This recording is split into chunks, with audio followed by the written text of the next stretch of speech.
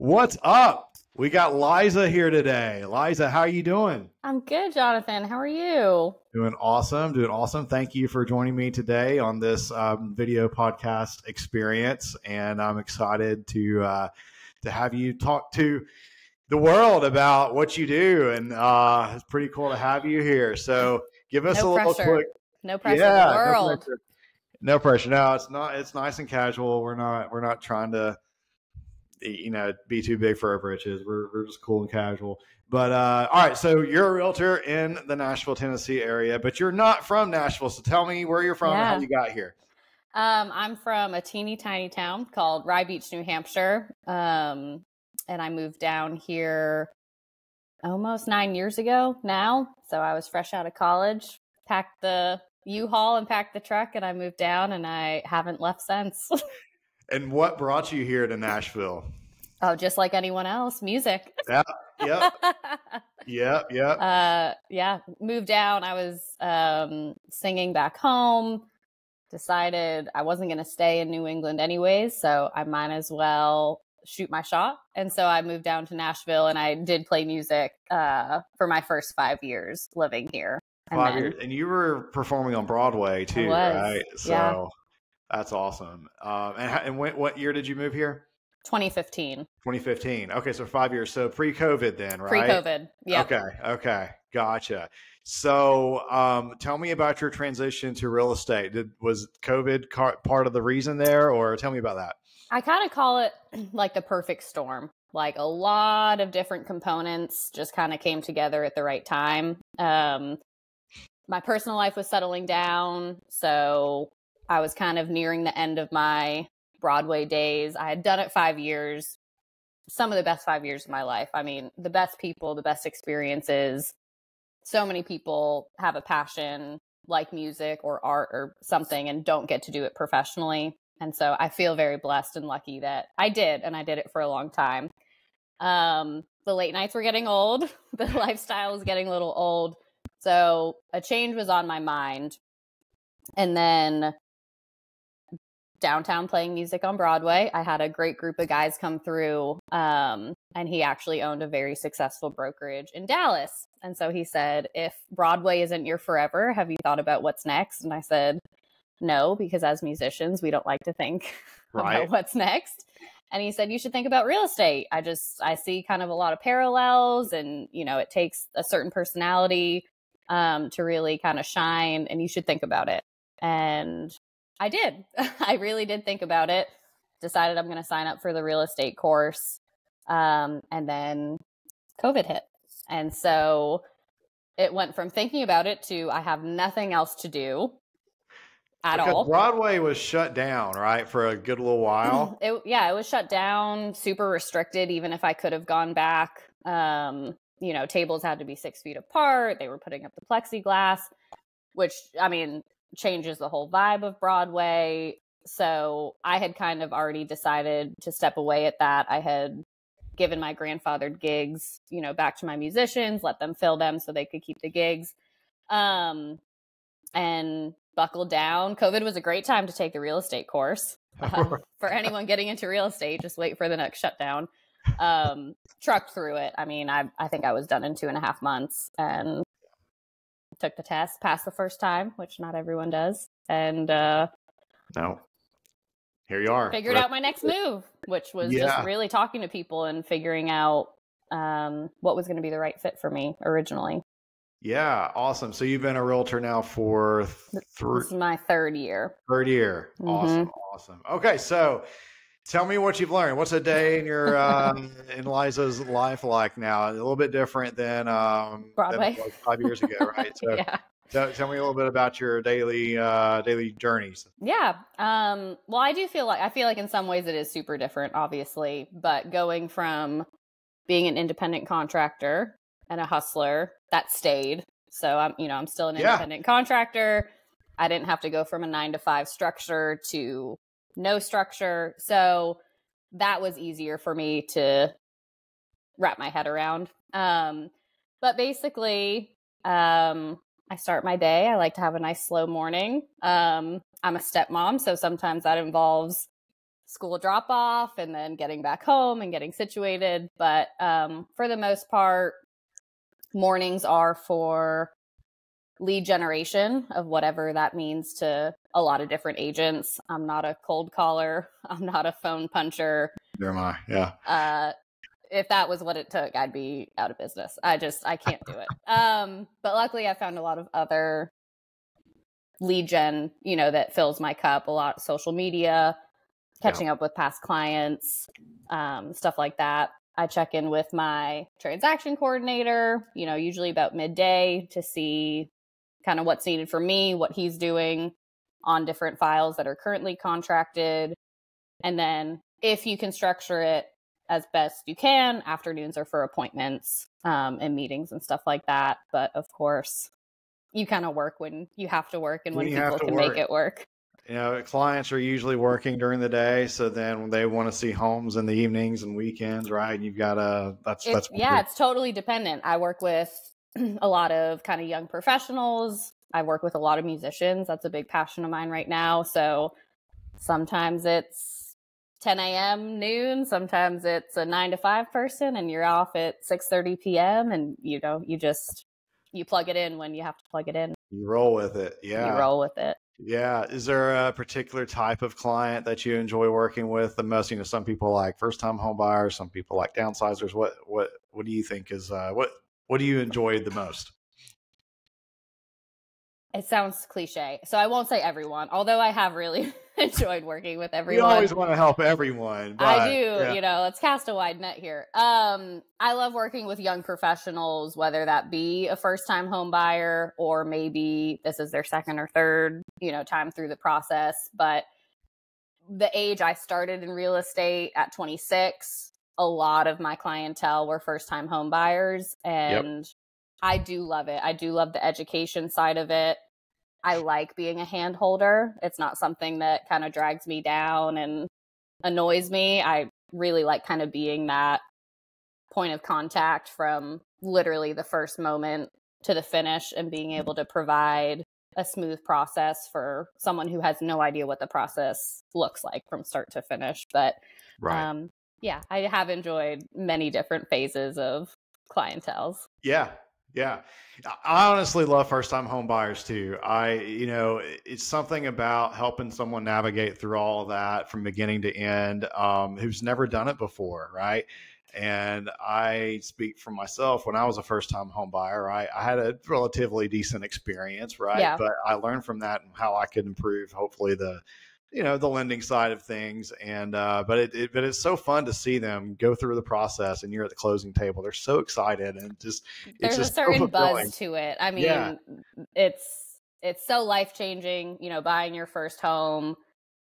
It's fun working with someone who's maybe on their second time and you're providing such a drastic difference to their first experience. Just sometimes it's, communication, expectations, education. There are times that I say something and I'm like, but you have bought a home before. And we just never had that conversation. So I think it's a first-time home buyers I find is a really nice time to set yourself apart because they're not everyone's favorite, clientele and not everyone, enjoys the nitty-gritty of having to be so present in every step of the process. Yeah. They have a lot of questions and I love answering those questions. And a lot of times people are like, I'm so sorry. I'm asking you so many. I'm like, look, no, this is my job. Like, I want you to understand how this stuff works. Makes me feel smart. Ask them again. Exactly right. Exactly right. All right. So Realtor in Nashville, it's an entrepreneurial kind of thing, right? Yeah. What are some of the struggles and the challenges that you face day to day, week to week, month to month? I think with any commission-based job, the struggle is consistency and minimizing the roller coaster that it seems to follow no matter kind of what you do, but minimize the high highs and the lows, trying to stay in that middle.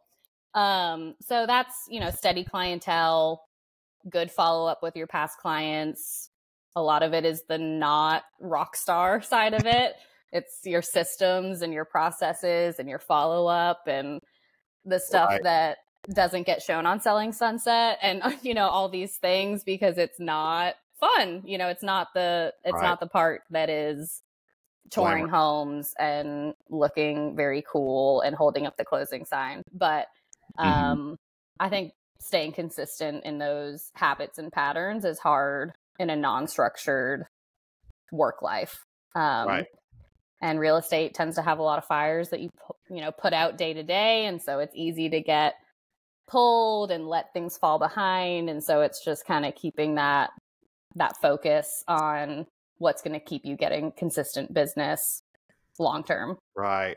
It's not like a 9 to 5 where you show up and you have one task or a couple tasks, right? And your goal is to do this and that and to get through the day, right? No, I'm not saying that that's the way it is for everybody, but I feel like in our world, it's like not only do we need to be professionals in what we do, we're guiding people, but we're also having to be marketing people. We're having to keep up with changing laws and all those kinds of stuff. It's just like, you didn't really know that you're signing up for. No, I mean, you're a social media manager. You're, a transaction coordinator. You're, filling out contracts and marketing and sometimes a therapist for your client. I mean, and your phone doesn't stop at 5 p.m. either. It's a 24/7 whenever you are needed, with hopefully healthy boundaries. You kind of have to be on.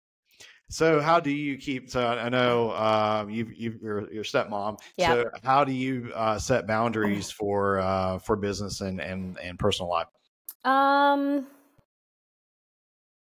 think upfront expectations and transparent conversations take a lot of the heat off of you early. I do sit down buyer and seller consultations with every client, whether I've known them for all 9 years I've lived here or whether we're just meeting. And I just lay those expectations out, hey, sometimes a colleague is going to step in and show a home for you because I'm human and I do have other things going on, but you're never going to be affected by those things. You're never going to feel those things. And so I think as long as people know that when you need me, I am here 100% of the time. There might be some moments that I can't be there, but I'm still having you taken care of and you're not going to feel passed off. And then most people are human too, and they enjoy their evenings to themselves. And, unless we're writing an offer or doing something that is time restricted or, we've got a deadline in place, most people are, very understanding of that kind of life work balance. And sometimes if you're texting me at 9:30 p.m., you won't get a response that night, but you will get a 6 a.m. response from me. So, and they know that. You almost kind of got to train them, right? Like, because as soon as you start letting someone text you at 11 o'clock at night and you respond to them, then that boundary is done. Right. Yeah. So they're going to know it's okay to keep doing that. So you've really got to turn off those notifications and, at least that's how I do it. Respond the next day. And for the most part, everything's fine. There's very rarely a fire going on, a metaphorical fire, going on past, 5, 6 p.m. that I'll even be able to handle at that time. It's probably going to have to wait till the next business day for me to get to whoever I need to get to. So sometimes you can acknowledge it, but for the most part, it's, hey, I've seen this. I've heard you. Here's what we're going to do. I'll let you know the next step. Yeah, 100%. So tell me about your thoughts on Nashville and the market here. What's going to happen in the next couple years? Get my crystal ball out. Yeah. No, I love Nashville. Nashville has had my heart the second I visited here. And it still does. And I will never live anywhere else at this point. I think we're feeling the shifts, right, of everything. I think everyone can understand that it's not like it was 2 years ago. Thank goodness, that was its own beast. And now we're having to deal with, kind of the other side of that pendulum and then hopefully come back to the middle. That would be ideal. Find somewhere in that middle range. But even with the shifts, Nashville's not really slowing down. We're such a hot spot for commercial businesses. There's so much being poured into our infrastructure and we're still that hot spot. I'm not sure what number of people are moving here a day still, but I know it's insane.